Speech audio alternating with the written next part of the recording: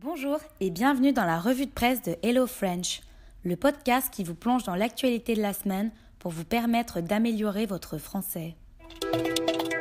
À la une pour cette semaine du 29 décembre 2019 au 4 janvier 2020. Tension entre les USA et l'Iran.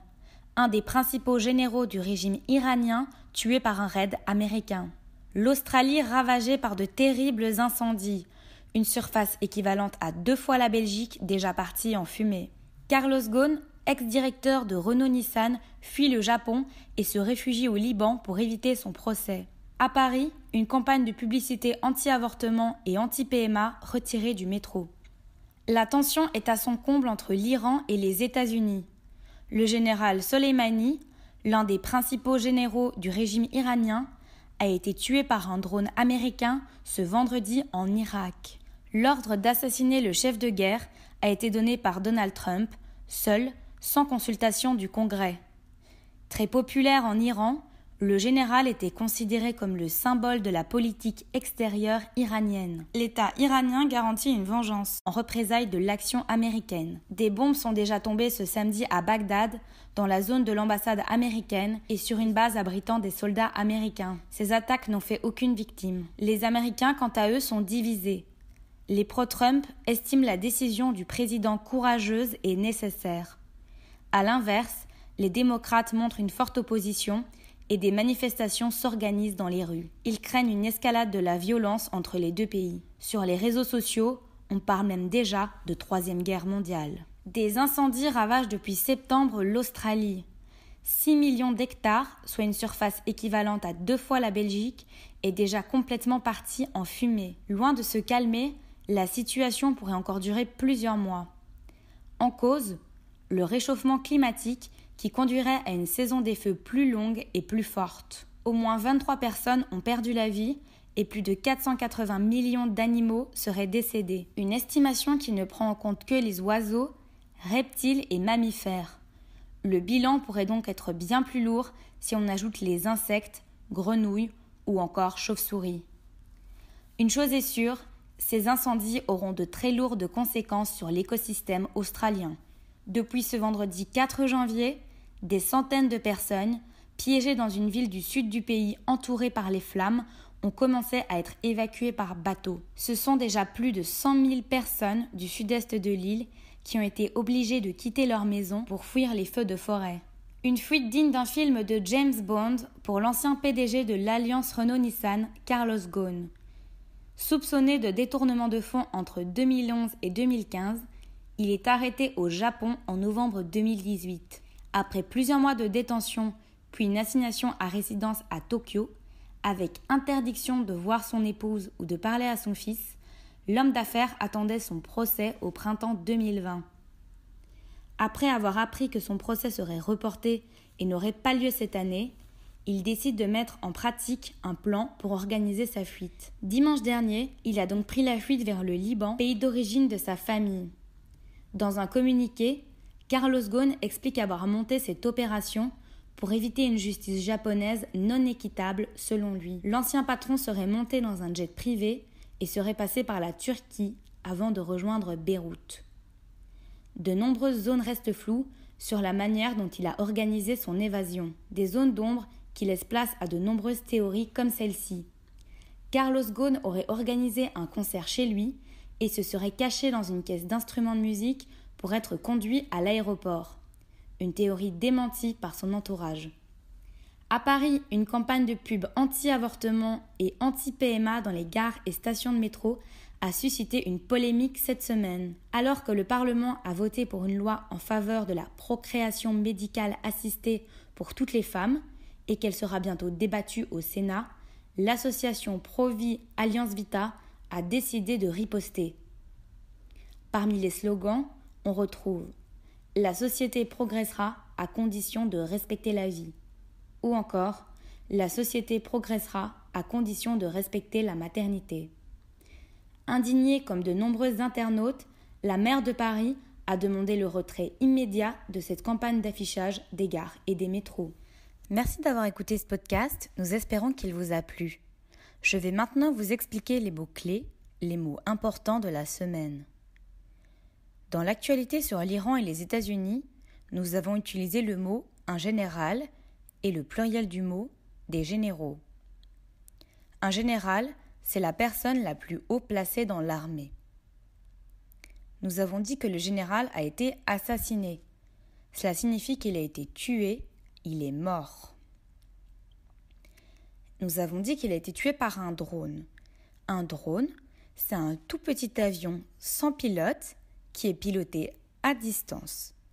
Il peut être équipé simplement d'une caméra pour filmer ou bien d'une bombe. Nous avons parlé de vengeance et de représailles. La vengeance, c'est le fait de se venger, de commettre des actes envers quelqu'un qui nous a fait du mal. Les représailles, c'est la riposte, c'est ce qu'on va mettre en place pour se venger. Généralement, des actions violentes. Nous avons dit qu'il n'y avait pas eu de victime. Une victime, c'est une personne qui subit un accident, qui va subir une situation ou les actes de quelqu'un.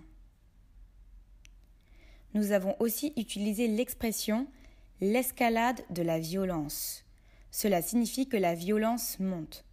Lorsqu'on dit qu'il y a une escalade, cela signifie qu'une situation s'aggrave, s'empire, devient plus forte. On pourrait dire l'escalade des prix quand les prix de l'immobilier deviennent de plus en plus chers. Dans l'actualité sur l'Australie, nous avons parlé d'incendies. Des incendies, ce sont des grands feux qui provoquent beaucoup de dégâts. Nous avons dit que ces incendies ravagent le pays. Le verbe ravager signifie que les incendies détruisent le pays, endommagent le pays, le dévastent. Nous avons dit que le pays part en fumée. Partir en fumée, ça signifie qu'il ne reste plus rien, que tout a été détruit par le feu, par les flammes, par les incendies. On peut utiliser cette expression au sens figuré. Par exemple, on peut dire « J'ai perdu ma voix, mon rêve de devenir chanteuse part en fumée. Il n'y a plus aucun espoir. » On a parlé de différents types d'animaux. Nous avons parlé des oiseaux. Ce sont les animaux qui volent. Nous avons parlé des mammifères. Les mammifères, ce sont des animaux comme les koalas ou les kangourous. Nous avons aussi parlé des reptiles. Les reptiles, par exemple, ce sont les serpents ou les lézards. Nous avons aussi parlé des insectes. Les insectes, ce sont des animaux comme les mouches ou les abeilles. Nous avons dit que des gens sont piégés. Être piégé, cela signifie ne pas pouvoir sortir d'une situation ou d'un lieu, qu'on est en difficulté.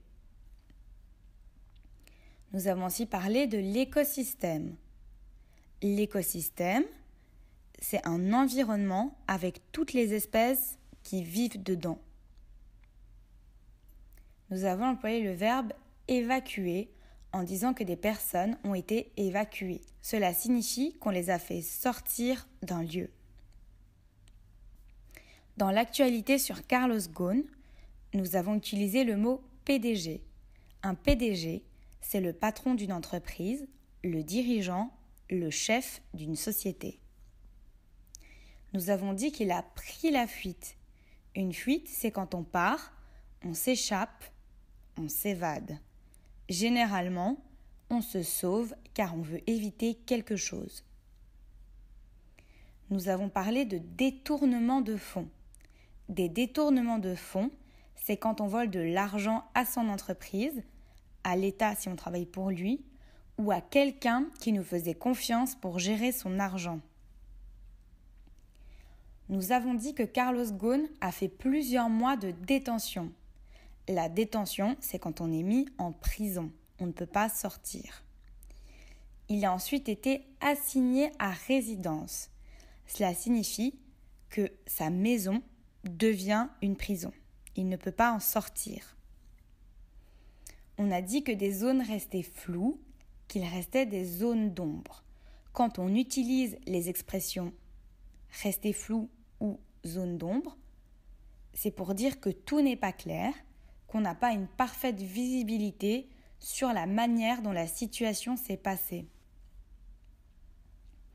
Dans l'actualité sur les campagnes de publicité dans le métro, nous avons parlé d'associations anti-avortement. L'avortement, c'est le fait d'arrêter une grossesse lorsqu'on est enceinte. L'avortement peut être naturel ou provoqué. Lorsqu'il est provoqué, on parle aussi d'IVG. IVG, une interruption volontaire de grossesse. Nous avons aussi parlé de la PMA, la procréation médicalement assistée. Ce sont des techniques médicales pour aider la fécondité, la procréation, la femme à être enceinte. Nous avons utilisé l'expression « être en faveur de ». Cela signifie qu'on est pour quelque chose, qu'on est d'accord. On peut par exemple dire « je suis en faveur de la nourriture bio ». Je suis pour la nourriture bio. Nous avons dit que la maire de Paris est indignée. Cela signifie qu'elle est choquée, qu'elle ne trouve pas ça juste, qu'elle est scandalisée.